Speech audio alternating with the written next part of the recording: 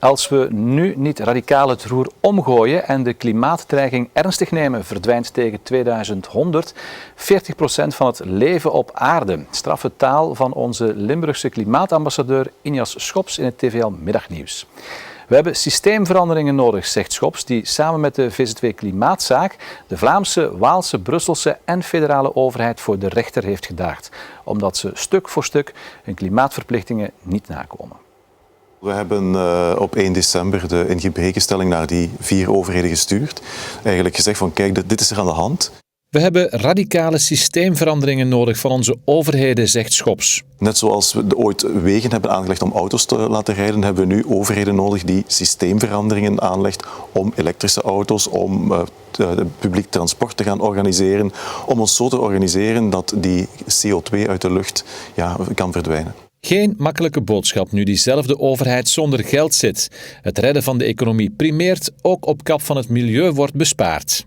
Voor elke 10 mensen in de klassieke sector kunnen 15 mensen in de duurzame sector te werk gesteld worden. Dat is dan wereldwijd. Dus ook in besparingen kan je accenten leggen en daar roep ik graag de overheid toe op. Duitsland geeft vandaag aan hoe het moet, zegt Schops. Duitsland is op dit moment het land bij uitstek in Europa dat op die groene energieopwekking werkt. Dat ligt hier nog niet eens 30 kilometer vandaan. Een slecht voorbeeld dan weer is hoe onze overheid met groencertificaten voor windenergie en zonnepanelen is omgegaan. De burger draait op voor het gat in de begroting.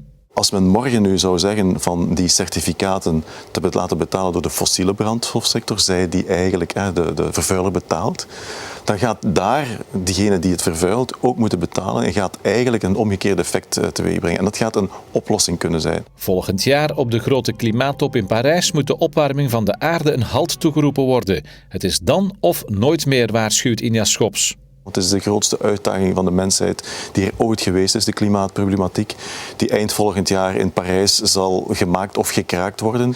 Want je moet je voorstellen, als we boven die 2 graden gaan, we zitten nu op het schema van 4 tot 6 graden opwarming van de aarde tegen 2100, dan gaat 40% van alle leven op aarde verdwijnen. Dat betekent ons eten, ons drinken zal voor grote delen op aarde wegvallen. Als we dat niet kunnen ombuigen in Parijs, dan ziet het er echt niet zo goed uit.